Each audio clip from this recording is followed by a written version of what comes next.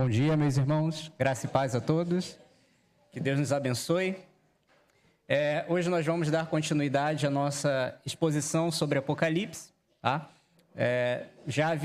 Falamos ali sobre o capítulo 1, em que nós temos Jesus Cristo de fato aparecendo ali em visão para João, João recebendo essa revelação. Vimos ali no capítulo 1, Jesus de fato se apresentando a ele, se demonstrando cada vez mais e mais claramente de acordo com as Escrituras como Deus. Então João recebe essa revelação. Entramos no capítulo 2 e no capítulo 2 nós iniciamos ali a exposição das cartas às 7 igrejas que estão localizadas em algumas cidades da região da Ásia Menor. Tá? Na semana passada nós falamos sobre a carta à igreja em Esmirna e hoje nós vamos falar sobre a carta da igreja em Pérgamo. Tá?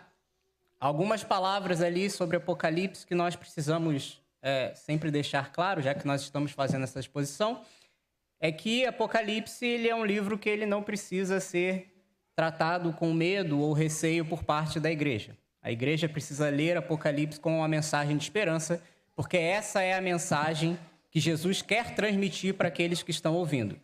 Jesus quer que os cristãos se lembrem que Ele é Deus, que Ele é soberano sobre todas as coisas, que Ele retém e detém o controle sobre todas as coisas e por isso eles podem ficar tranquilos e ter esperança.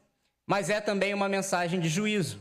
Juízo para a igreja, não no sentido de que o povo de Deus perderá a sua salvação, mas no sentido de que tudo aquilo que nós fizermos neste mundo prestaremos contas diante do Senhor. E juízo para o mundo, sim. Tá?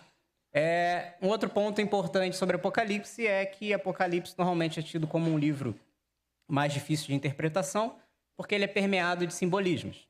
Tá?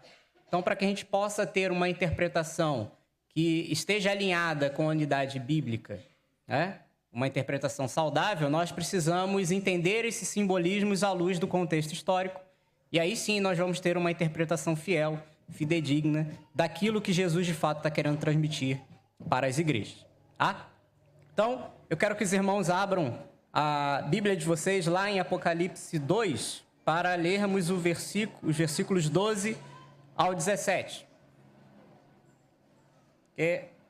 A carta à igreja em Pérgamo. Apocalipse 2, versículos 2 ao 17. Ao anjo da igreja em Pérgamo escreva: estas coisas diz aquele que tem a espada afiada de 2 gumes. Conheço o lugar onde você mora, que é o lugar onde está o trono de Satanás. Sei que você conserva o meu nome e não negou a fé que tem em mim, mesmo nos dias de Antipas, minha testemunha, meu fiel, que foi morto na cidade de vocês, aí onde Satanás habita. Tenho, porém, contra você algumas coisas.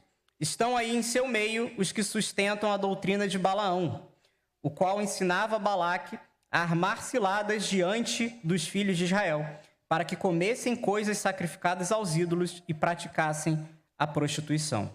Além disso, estão aí em seu meio os que seguem a doutrina dos nicolaítas. Portanto, arrependa-se.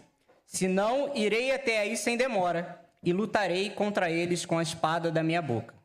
Quem tem ouvidos, ouça o que o Espírito diz às igrejas. Ao vencedor darei do maná escondido. Também lhe darei uma pedrinha branca e sobre essa pedrinha um novo nome escrito, o qual ninguém conhece, exceto aquele que o recebe. Oremos.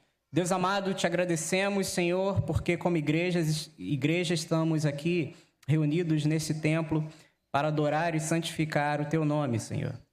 Obrigado porque o Senhor nos livrou, obrigado porque o Senhor nos salvou. Obrigado pela liberdade que temos de cultuar e agradecer o teu nome. Que a tua palavra, viva e eficaz, possa penetrar nos nossos corações nesta hora. Possamos ser iluminados por ela, santificados, Deus, edificados, e que a nossa vida seja uma vida de prática cristã diária. Essa oração que nós fazemos no nome do teu Filho amado Jesus. Amém. Meus irmãos, é sempre importante a gente olhar para o contexto histórico e entender o que estava acontecendo nas cidades em que estão sendo dirigidas essas palavras de Jesus Cristo. Então, para a gente tentar abordar um pouquinho aqui da interpretação correta sobre a carta à igreja em Pérgamo, nós precisamos olhar para o contexto da cidade, tá? Então, Pérgamo era mais uma província ali do Império Romano, tá? Era uma província do Império Romano na região da Ásia Menor, e Pérgamo disputava com a cidade de Éfeso a posição de principal cidade na região da Ásia. Pérgamo era uma cidade muito bem elaborada, com construções magníficas, construções muito belas. E aí, como exemplos dessas construções, nós temos o templo para a deusa Atena. A Atena era a patrona da cidade. Nós tínhamos um altar que foi construído para Zeus naquela cidade, que era um altar de 12 metros de altura. E naquele altar se tinha esculpido ali as vitórias dos reis que passaram pela cidade de Pérgamo, mas era um altar em honra a Zeus. E nós tínhamos também ali uma biblioteca que continha mais de 200 mil volumes na cidade. Então, Pérgamo era, por causa das suas construções majestosas, por causa dos templos, e principalmente por causa dessa biblioteca, ela era considerada um centro religioso e intelectual da região da Ásia Menor, tá? Segundo alguns relatos antigos, foi em Pérgamo que a gente tem a popularização do pergaminho, tá? Justamente por causa disso, pergaminho, por causa de Pérgamo. Então, o pergaminho, ele era diferente do papiro, que era o papel feito a partir da planta, né? O pergaminho, ele era feito do couro de animais. Então, ele acaba se popularizando, principalmente aqui na cidade de Pérgamo, e ele substitui o papiro, né, nos escritos e nos livros que serão elaborados a partir de então. Então, a gente tem essa substituição do papiro, que ele se desfazia muito facilmente, ele não permanecia, ele não tinha uma boa duração, então substitui-se pelo pergaminho. Então, a partir daí, a gente começa a ter os próprios escritos bíblicos sendo colocados em pergaminho e tendo uma maior duração naquilo que está escrito, tá? Dos deuses que foram adorados na cidade, né, que eram adorados naquela cidade, nós temos Zeus. Zeus era um deus grego, que ele acaba sendo incorporado pelos romanos, depois do domínio romano e etc. Ele continua ali muito fortemente sendo adorado. E Deus nessa cidade ele era reconhecido como Deus Salvador, tá? Então Zeus era chamado de Deus Salvador. Atena era a deusa da vitória e ela era a deusa patrona da cidade. Dionísio, né, que era o deus do vinho, o deus das festas e etc., ele era retratado aqui na cidade como um grande touro, na figura de um grande touro. E a gente tinha um deus que era um deus muito adorado em Pérgamo, que era o deus Asclépio, tá? Asclépio era o deus da cura. Então, o retrato dele naquela cidade era uma serpente. É por isso que hoje, né, quando a gente vai para a área da saúde, principalmente a medicina, a enfermagem, etc., todas elas têm uma cobrinha. Por quê? Porque Asclépio ele foi considerado como se fosse o patrono da medicina. Então, Asclépio ele era muito fortemente adorado nessa cidade. Você tinha regiões inteiras da cidade, bairros inteiros da cidade, que eram dedicados a Asclépio. E nesses bairros você tinha grandes hospitais. Por quê? Como ele era o deus da cura, né, as curas eram praticadas naquele lugar. E Asclépio ele era fortemente adorado ali. Então você tinha grandes centros médicos em diversos bairros ali da região por causa do culto a Asclépio. Então todo tipo de cura e artes mágicas eles eram realizados ali para poder restabelecer a saúde dos doentes. Pérgamo também recebe nesse período um templo em honra ao imperador romano, tá?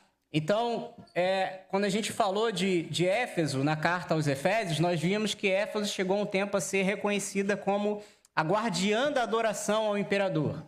Então, Pérgamo e Éfeso disputavam essa alcunha, né? Essa honra de ser guardiã da adoração ao imperador romano. Então, cada uma tinha ali os seus templos de adoração ao imperador e ficava ali o atrito entre elas para saber quem tinha a maior honra de prestar esse culto ao imperador.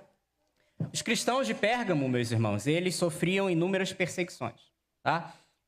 Historicamente falando, a gente entende que as perseguições elas eram mais fortes no cunho social do que político, por assim dizer. Por quê? Porque a perseguição não era aberta.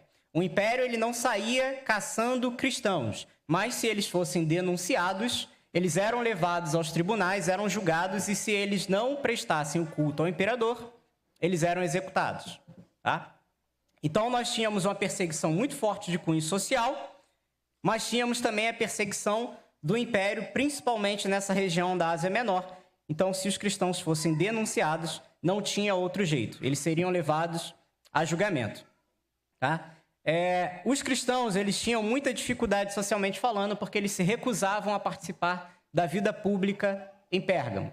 E por que eles se recusavam a participar da vida pública de Pérgamo? Porque quando eles olhavam para o lado, tudo que eles viam era adoração pagã. Então você tinha Zeus sendo chamado de Deus Salvador, você tinha Asclépio sendo honrado como o Deus da cura, o Deus que restabeleceria sua saúde. Você tinha Atena como a deusa da vitória, que concederia vitória a todos aqueles que necessitavam. Então os cristãos, eles ficaram conhecidos, principalmente nessa região, como aqueles que têm ódio pelo mundo. Eles têm ódio pela sociedade. Eles odeiam tanto a sociedade que eles preferem se retirar da sociedade do que participar dela. E eles, obviamente, se negavam a prestar culto ao imperador. Tá? O imperador, ele queria ser reconhecido como o salvador de todos os povos, e não prestar culto ao imperador era um sinal de rebeldia e subversão. Então, quando os cristãos eles eram denunciados, eles recebiam penas duras por isso, e essas penas normalmente eram penas de morte. Então, eles se isolavam da comunidade, eles eram acusados de odiar o mundo e a civilização. Então, eles eram socialmente perseguidos e discriminados. Então, Pérgamo, assim como as outras cidades da Ásia Menor, não era uma cidade tolerante com os cristãos. E naquele lugar, muitos e muitos cristãos perderam seus bens e as suas vidas. E agora nós vamos entrar, então, no versículo 12, para a gente entender o que Jesus está falando aos cristãos da igreja de Pérgamo. Versículo 12 diz assim: Ao anjo da igreja em Pérgamo escreva: estas coisas diz aquele que tem a espada afiada de 2 gumes. Então, novamente, Jesus está se dirigindo às igrejas com a intenção de mostrar que a igreja é um organismo vivo. Nós já abordamos um pouquinho dessa interpretação. Você vai ter alguns teólogos que vão entender que a palavra anjo aqui pode estar associada ao pastor da igreja, mas uma interpretação, entendendo o simbolismo que Apocalipse traz, é que a palavra anjo está sendo usada aqui no entendimento de que a igreja ela possui vida espiritual. Mas ela não possui vida espiritual em si mesma, ela possui vida em Cristo. Então, Cristo ele fala para o seu corpo que é vivo, porque esse corpo ele precisa ser nutrido, ele precisa ser alimentado para que ele cresça, se aperfeiçoe e se desenvolva. Então, é por isso que Cristo fala com a sua igreja. Cristo ele fala porque a igreja vive por meio de Cristo, por causa de Cristo. E somente Cristo pode prover e manter essa vida da igreja. Então, é por isso que ele fala com os seus, ele fala com o seu corpo.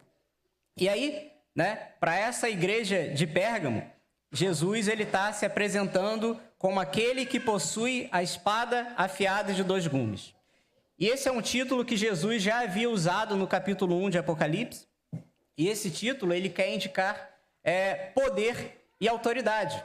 E aí quando Jesus ele usa essa expressão, a espada afiada de 2 gumes, ele está usando conceitos que já existiam, já eram usados para se referir a Deus no Antigo Testamento. Por exemplo, nós temos lá em Isaías, capítulo 11, versículo 4, que diz: mas julgará com justiça os pobres e decidirá com equidade a favor dos mansos da terra. Castigará a terra com a vara de sua boca e com o sopro dos seus lábios matará o perverso. Ou seja, Jesus ele está criando uma relação com o Antigo Testamento para mostrar que ele é Deus e para dizer que ele é o único capaz de julgar com justiça e equidade, porque a sua palavra é a única palavra de juízo verdadeiro que existe. E ele faz isso porque ele é o único Deus. E essa declaração é uma declaração que ataca diretamente a autoridade do Império Romano. Tá? Porque quando Jesus está usando a palavra espada aqui, no grego, no vernáculo do grego, essa palavra que ele usa aqui é a ronfaia. Tá? A ronfaia ela era conhecida como uma espada trácia, tá? Uma espada de 2 folhas, uma espada larga de 2 folhas, que era uma espada que foi usada pelos trácios. Os romanos, quando conquistaram a região, eles tiveram contato com essa espada trácia. E ela é uma espada que no combate ela causava muito estrago.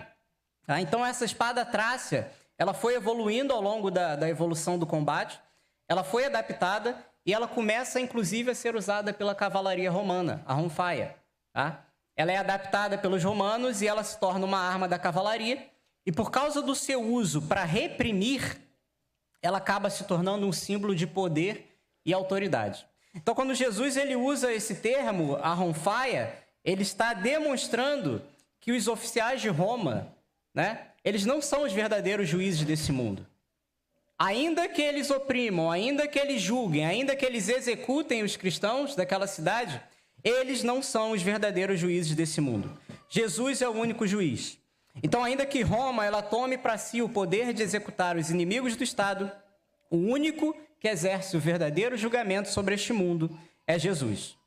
E por causa disso, os cristãos eles não devem temer nenhum julgamento, preconceito ou sentença que recaia sobre eles por causa da sua fé. É como diz lá em Mateus 10, no versículo 28. Não temam os que matam o corpo, mas não podem matar a alma. Pelo contrário, temam aquele que pode fazer perecer no inferno tanto a alma quanto o corpo. E aí, meus irmãos, essa verdade, ela precisa estar clara para nós como igreja. Nós precisamos lembrar dessa verdade toda vez que nós formos ofendidos, julgados ou até condenados por causa do nome de Jesus. E ainda que nós não vivamos um contexto de perseguição na sociedade em que a gente vive, ainda assim nós somos ofendidos, julgados e condenados no sentido social e discriminatório da coisa, porque nós somos cristãos. Então, nessa sociedade que nós vivemos hoje, nós passamos por julgamento constante por parte da sociedade. E toda vez que a palavra direcionar a nossa vida e as nossas decisões, nós vamos ser julgados pelo mundo. Portanto, lembrem-se, nenhum homem ou instituição tem poder sobre o destino do povo de Deus. O único que tem poder sobre o destino do seu povo é o Senhor da igreja, Jesus Cristo. Jesus, então, ele prossegue no versículo 13, que diz: conheço o lugar onde você mora, que é o lugar onde está o trono de Satanás. Sei que você conserva o meu nome e não negou a fé que tem em mim, mesmo nos dias de Antipas, minha testemunha, meu fiel, que foi morto na cidade de vocês, aí onde Satanás habita. Então Jesus ele está dizendo aqui no versículo 13 que a cidade de Pérgamo é o lugar onde Satanás habita. É o lugar onde está o trono de Satanás. Então Jesus ele está dizendo que Pérgamo é a morada do diabo. Porque como nós já falamos em termos de contexto histórico, Pérgamo era uma cidade idólatra. Ela é uma cidade que era entregue aos cultos pagãos e à imoralidade. Então, nesse lugar, a gente viu que Zeus era chamado de salvador da humanidade. Asclépio era o responsável pelas curas e pela restauração da saúde, ou seja, Asclépio era a esperança de todo doente, de todo ferido daquela cidade. E somado a isso, Asclépio ele era representado por uma serpente. E aí, ao longo do texto sagrado, a gente vê a associação que a serpente tem com Satanás.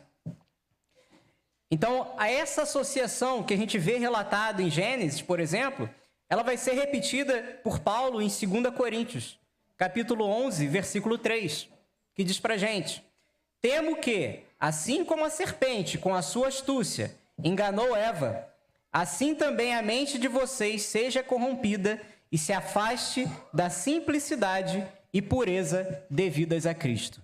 Então, percebam que essa imagem de Satanás como uma serpente, ela está viva na mente dos cristãos de Pérgamo por causa das Sagradas Escrituras. Então, Satanás, que é a serpente astuta, ele está a todo momento querendo afastar o homem da palavra de Deus. E ele quer afastar o homem da palavra de Deus e levar o homem para que ele se aproxime do mundo. Então, os cristãos, eles sabiam, e eles tinham certeza que Zeus não era o Deus Salvador. eles sabiam que Asclépio não era o Deus de milagres e de curas.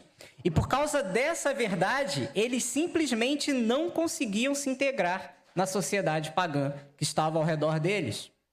Eles acabavam fugindo dessa sociedade, eles acabavam tentando se separar dessa sociedade, porque eles rejeitavam esses deuses.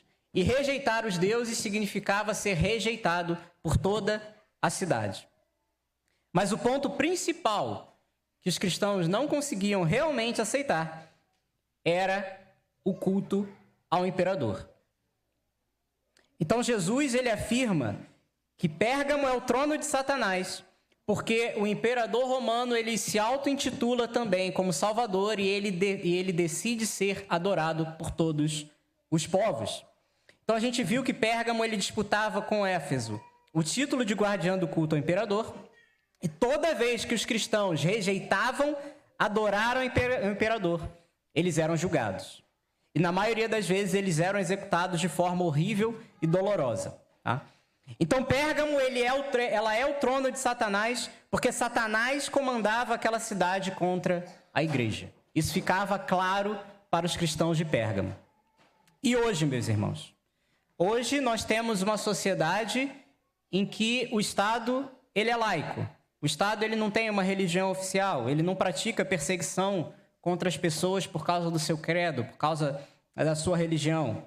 Mas será que o Estado laico ele é tão diferente da cidade de Pérgamo do século I?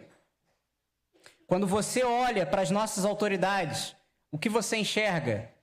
Você enxerga a glória de Deus ou você enxerga a glória dos homens?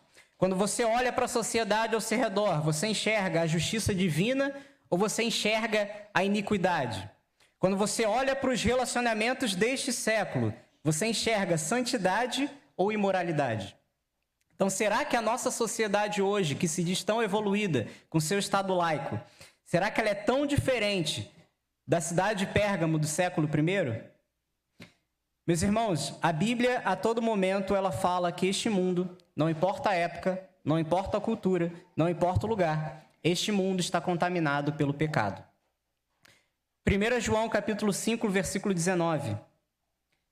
Sabemos que somos de Deus e que o mundo inteiro jaz no maligno. A mensagem de João, ela é clara e ela é explícita. Ainda que os anos passem, ainda que as culturas mudem, o mundo jaz no maligno. O pecado, ele está no mundo. Então o mundo à nossa volta, ele ainda é o trono de Satanás, da mesma forma que o mundo do primeiro século era. Não se enganem. E o que mudou então? A única coisa que mudou é que trocaram a adoração pelos deuses pela adoração do próprio homem. Mas em tudo este mundo continua a serviço do maligno. E aí, quando nós olhamos para essa verdade, qual que deve ser a nossa posição? Como cristãos, o que nós devemos fazer? A gente sabe que nós não podemos simplesmente sair do mundo e viver a partir dele. Isso é impossível. E nem deveríamos fazer isso. Mas nós precisamos entender que a nossa função nesse mundo é ser o embaixador do reino de Deus. Logo, toda vez que você se relaciona com esse mundo, você precisa se relacionar como um embaixador do reino de Deus. Então, se você entra para o caminho da política, na política você precisa ser um embaixador do reino de Deus. Se você se integra em algum tipo de comunidade dentro dessa sociedade que você faz parte, ali você precisa ser um embaixador do reino de Deus. Nos seus relacionamentos, você precisa ser um embaixador do reino de Deus. Porque onde o embaixador do reino de Deus ele põe seus pés, ali está o reino de Deus. Então, onde você andar, que você possa ser um embaixador do reino de Deus. Jesus ele prossegue nesse versículo 13, dizendo que mesmo nesse mundo caído, nesse mundo mau, nesse mundo que é dominado por Satanás, os cristãos eles são fiéis ao seu nome. E eles são fiéis porque eles estão entendendo a mensagem de serem embaixadores do reino de Deus. E aí quando Jesus ele usa essa expressão para dizer que esses cristãos eles são fiéis ao seu nome, o verbo utilizado aqui significa agarrar firmemente. Então, os cristãos da cidade de Pérgamo, eles agarravam firmemente ao nome de Jesus para viver naquela sociedade. E aí a gente precisa entender que o nome para o mundo antigo, ele tinha algumas características diferentes do que a gente entende como nome na nossa sociedade hoje, tá? O nome para o mundo antigo, ele significava a essência da pessoa, ou as suas características básicas, tá? Então, um exemplo é o próprio nome de Jesus. E aí, quando a gente vai lá para Mateus capítulo 1, versículo 21, a palavra de Deus diz assim: ela dará à luz um filho e você porá nele o nome de Jesus, porque ele salvará o seu povo dos pecados deles. A mesma coisa acontece com Simão quando o nome dele é trocado para Pedro. Então percebam que os nomes eles eram uma forma de dar uma identidade à pessoa, assim como é hoje. Só que o nome buscava refletir características da pessoa ou a sua essência. Tá? Logo, se os cristãos eles se agarravam firmemente ao nome de Jesus, isso quer dizer que eles resistiam às tentações do mundo, buscando a essência de Cristo em suas vidas. Eles buscavam conhecer a Cristo em comunidade, ouvindo a palavra, estudando o que eles possuíam de escritura sagrada, cantando os cânticos, recitando os credos antigos, andando no caminho de seu mestre. Então, Cristo era a identidade da igreja de Pérgamo. E isso, meus irmãos, significa viver com responsabilidade cristã. Então, o cristão responsável, ele faz aquilo que está ao seu alcance para viver o reino de Deus neste mundo, para ser como Cristo. Porque quanto mais ele se aproxima de Cristo, menos ele deseja a imoralidade, a corrupção e a idolatria deste mundo. E é por isso que os cristãos de Pérgamo, eles não negavam a fé em Jesus, mesmo sob a ameaça de morte. E nós estamos nos apegando ao nome de Cristo, nós estamos nos apegando ao nome do maligno. Nós estamos nos aproximando de Cristo ou nós estamos nos aproximando do mundo? Entendam, se a sua identidade ela não está em Cristo, ela só pode estar no mundo. Não existe meio termo. E é isso que Jesus está tentando afirmar para esses cristãos da cidade de Pérgamo. E aí Jesus continua nesse versículo e ele aponta o nome de alguém que pode ter sido o primeiro mártir daquela cidade, Antipas. Uma tradição antiga vai dizer que Antipas ele foi condenado à morte por sua rejeição aos deuses pagãos. Ele foi condenado à morte por ter rejeitado o paganismo e o culto ao imperador. E Antipas foi colocado dentro de um grande touro de ouro e ele foi assado até a morte. Não sabemos se a tradição é verdadeira ou não, mas o que nós sabemos sobre Antipas é que ele morreu porque ele rejeitou uma sociedade completamente caída, uma sociedade que odiava os cristãos. E a origem desse ódio é o diabo, porque é ele que conduz essa sociedade para o seu próprio fim. Por isso Jesus ele chama Antipas de fiel testemunha, porque Antipas ele não amou um mundo que odiava o seu Deus. Antipas é fiel testemunha porque ele não se apaixona pelo mundo, por um mundo que só tinha ódio pelo Deus que Antipas prestava culto. Os versículos 14 e 15, eles vão dizer assim para a gente: tenho, porém, contra você algumas coisas. Estão aí em seu meio os que sustentam a doutrina de Balaão, o qual ensinava Balaque a armar ciladas diante dos filhos de Israel, para que comessem coisas sacrificadas aos ídolos e praticassem a prostituição. Além disso, estão também aí em seu meio os que seguem as doutrinas dos nicolaítas. Então, Jesus ele entra agora para falar para os cristãos de Pérgamo quais são os seus pontos fracos. Então, Jesus está enaltecendo nesse momento a igreja de Pérgamo, falando sobre as suas qualidades. Então, eles eram fiéis testemunhas, eles não abandonavam seu nome, eles se mantinham fiéis à sua palavra e eles estavam resistindo ao mundo. Então, em relação a um problema externo, a igreja de Pérgamo deveria ser elogiada. Mas internamente falando, Jesus agora começa a apontar os pontos fracos. Então, ainda que os cristãos de Pérgamo fossem fiéis, eles estavam tolerando o crescimento de heresias no seu meio. E aí nós sabemos que toda vez que as heresias começam a crescer no meio da igreja, elas começam a dizer e a indicar que a igreja está em perigo. E aí Jesus fala para a gente quais eram esses movimentos que estavam crescendo no meio da cidade de Pérgamo. Um desses movimentos era um movimento que estava associado ao nome de Balaão, a doutrina de Balaão, e o outro, a doutrina dos nicolaítas. Os irmãos vão se lembrar quem era Balaão quando vão ler ali o Antigo Testamento. Balaão era um profeta. Tá? Só que Balaão, em vez de amaldiçoar Israel, como fora ordenado a ele pelo rei, ele abençoa por causa da ordem de Deus. Só que, quando nós continuamos na história, em Números, capítulo 31, versículo 16, nós temos o seguinte relato. Eis que estas, as mulheres, tá? Eis que estas, por conselho de Balaão, fizeram com que os filhos de Israel fossem infiéis ao Senhor, no caso de Peor. E assim houve uma praga no meio da congregação do Senhor.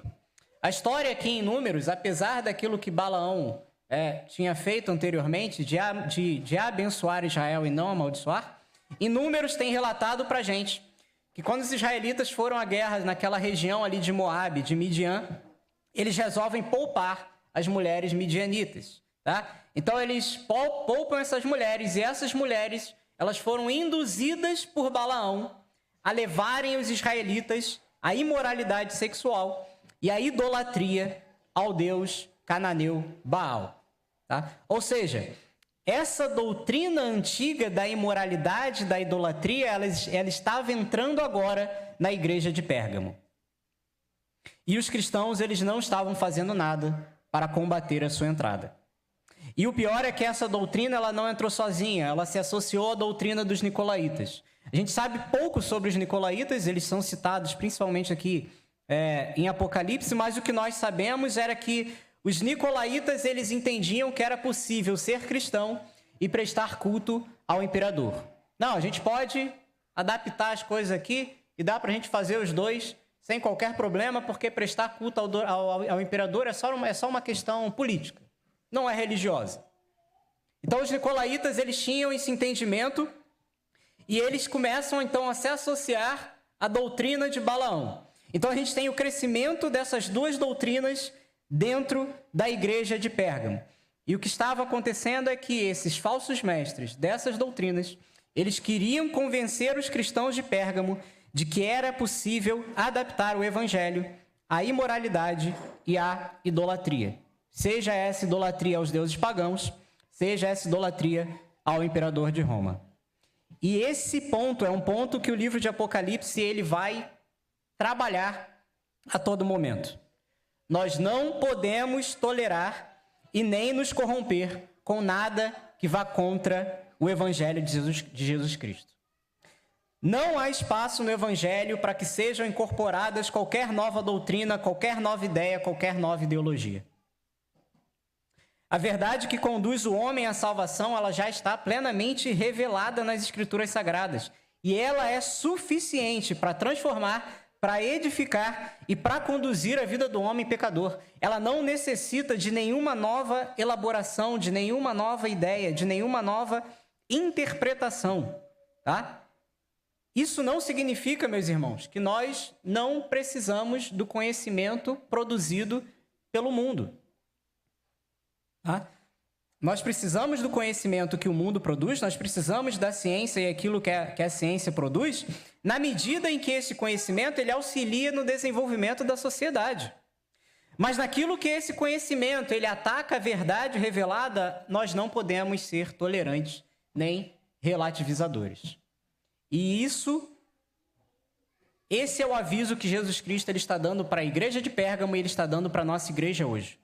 Precisamos nos posicionar em firmeza e em amor para que as pessoas não sejam atraídas pelas heresias que tentam penetrar na igreja do Senhor. E aí nós precisamos lembrar do profeta Isaías. Isaías, no capítulo 5, versículos 20 a 21, diz pra gente: ai dos que ao mal chamam bem, e ao bem chamam mal, que fazem das trevas luz e da luz fazem trevas, que mudam o amargo em doce e o doce mudam em amargo. Ai dos que são sábios aos seus próprios olhos e inteligentes em seu próprio conceito. Então, a verdade que nós precisamos tirar daqui, o ensinamento que nós precisamos tirar das palavras de Jesus Cristo aqui é: viva e pregue o único e verdadeiro evangelho e nenhum outro. E aí nós chegamos agora no versículo 16.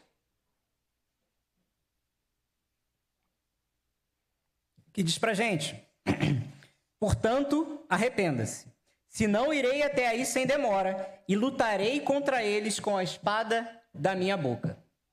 O versículo 16 ele vai apresentar para a gente a solução para a tolerância e para a admissão dessas doutrinas estranhas dentro da igreja. Arrependam-se. E aqui nós temos algo semelhante ao que aconteceu à igreja em Éfeso, nos versículos anteriores. Porque quando a gente olha para a igreja de Éfeso, a gente vê que os efésios, eles guardavam e preservavam a sã doutrina, só que eles se esqueceram do primeiro amor. Eles se esqueceram de amar. Eles lutavam contra os falsos profetas, só que o amor já havia se esfriado. Já Pérgamo manteve-se fiel ao nome de Cristo em meio ao mundo, só que ela estava esquecendo de lutar contra os inimigos de Deus que estavam no seu meio. Então, tanto para a situação de Éfeso quanto para a situação de Pérgamo, Jesus Cristo diz: arrependam-se. Ou seja, mudem as suas condutas. Sejam guardiões da igreja de Cristo, dentro e fora.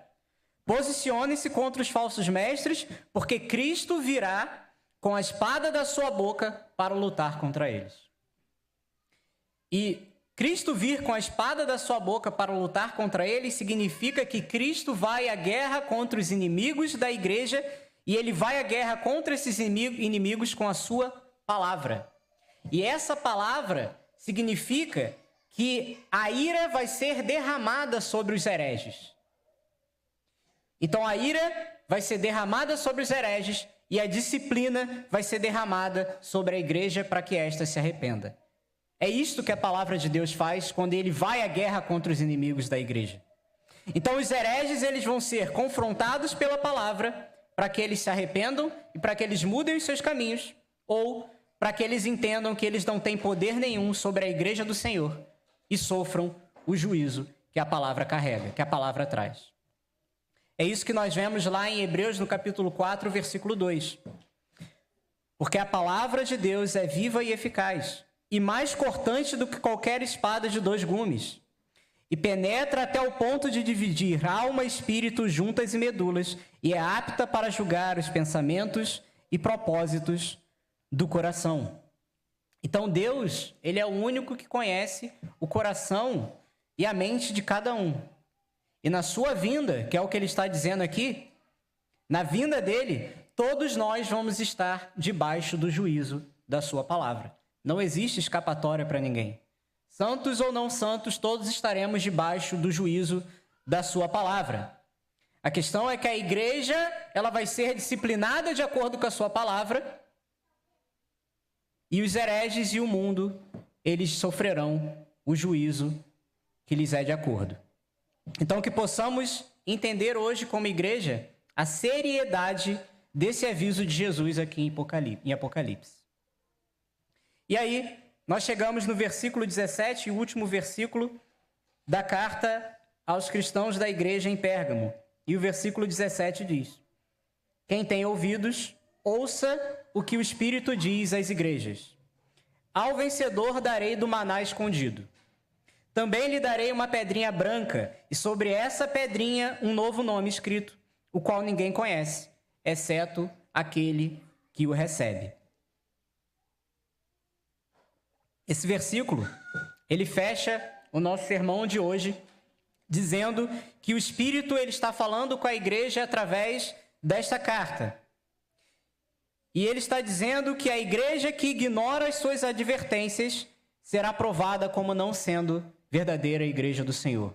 Então, se Jesus Cristo ele fala com o seu corpo, um corpo vivo, um corpo que tem vida, não em si mesmo, mas nele, o seu Espírito ele fala com essa igreja. Então, a sua igreja genuína escuta o aviso e a advertência do Espírito. Então essa igreja é a verdadeira igreja do Senhor. Agora, a igreja que rejeita as palavras desta carta, elas não são verdadeiras igrejas do Senhor, estão fadadas ao juízo.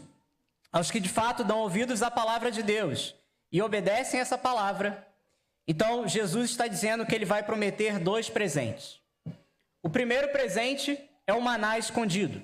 E aí, essa expressão ela vai ter várias interpretações, mas uma interpretação que mais se alinha ali com a unidade bíblica como um todo, é que esse maná escondido ele é o alimento espiritual que está disponível aos discípulos de Cristo, mas está indisponível aos filhos deste mundo.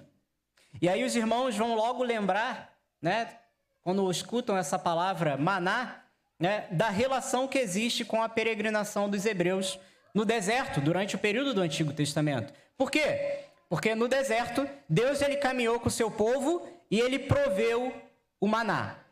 Então Deus caminhou com o seu povo e proveu aquilo que nenhum outro povo teria acesso nas mesmas condições e nas mesmas circunstâncias. Por quê? Porque o maná ele é esse alimento espiritual que está reservado para aqueles que são verdadeiramente filhos de Deus. Então Deus ele é o provedor dos seus filhos. Ele é o provedor dos seus fiéis. Ele provê o que nós necessitamos nesse mundo e ele proverá o que nós necessitaremos no reino do porvir, do reino vindouro. Então esse é o maná escondido. Esse é o primeiro presente que Jesus promete àqueles que são verdadeiramente seus. Aqueles que escutam as palavras que o Espírito está dizendo são meus filhos, são minha igreja, e a esses eu concedo o maná espiritual. Esse maná já é oferecido àqueles que são meus filhos, que são meus escolhidos nesse mundo. Mas esse maná será completamente oferecido e ofertado naquilo que eles necessitarão quando eu retornar. E aí o segundo presente que Jesus ele está prometendo aqui é uma pedrinha branca com um novo nome escrito.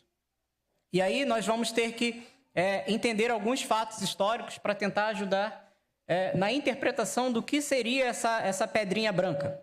Então, o primeiro fato histórico que a gente tem na sociedade do mundo antigo, daquela época ali, é que sempre quando eram feitas festas ou banquetes por determinados grupos da sociedade, os convidados para essas festas, banquetes ou jogos, eles eram selecionados.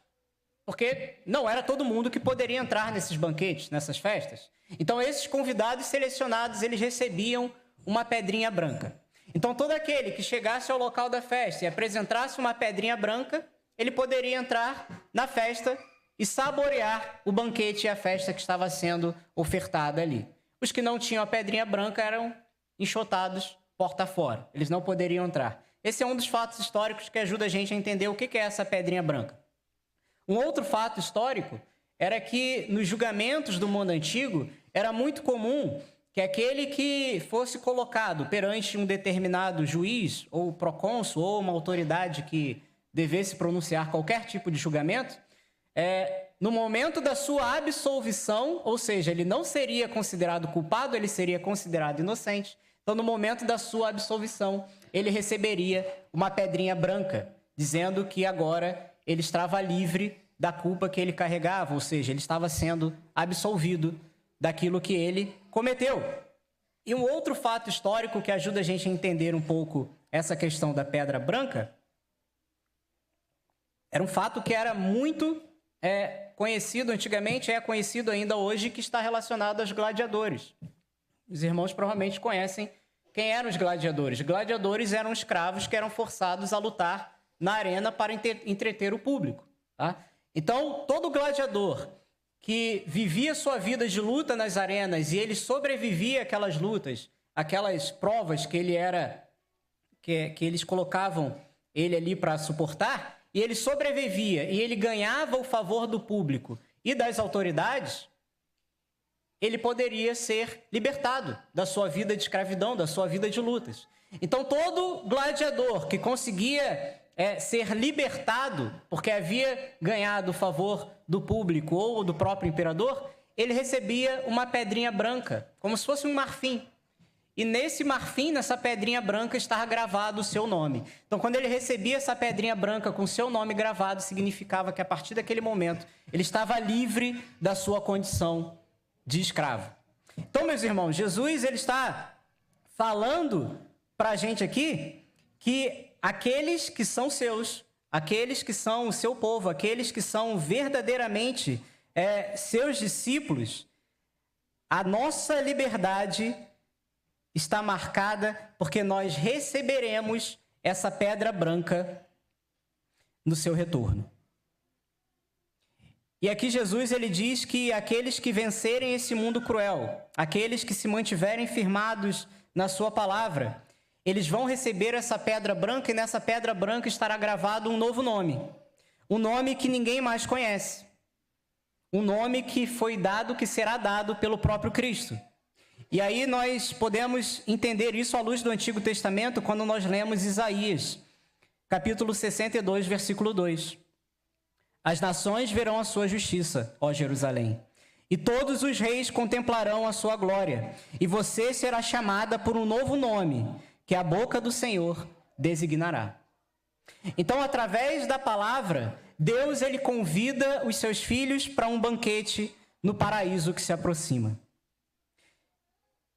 Nas dificuldades e nas pressões desse mundo, Deus ele demonstra que ele já está cuidando de nós. Ele está nos alimentando com o seu maná espiritual.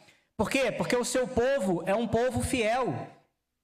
Esse povo é um povo que é fiel testemunha de Jesus Cristo. É um povo que deseja a identidade de Cristo. É um povo que não aceita um cristianismo do bem-estar. Ou não aceita um cristianismo sincretista, que se amolda aos padrões desse mundo. Então, a igreja verdadeira de Jesus Cristo é um povo que se arrepende, que muda seus caminhos, que anda conforme a palavra. Esse povo, ele é nutrido e é alimentado pelo maná espiritual já neste mundo e continuará sendo nutrido e alimentado pelo maná espiritual no mundo do porvir. E esse povo que se arrepende, que muda os seus caminhos, que anda conforme a sua palavra, esse povo escolhido, ele vai receber a pedra branca da liberdade. E essa liberdade, meus irmãos, é uma liberdade que mesmo nós ainda não conhecemos de fato.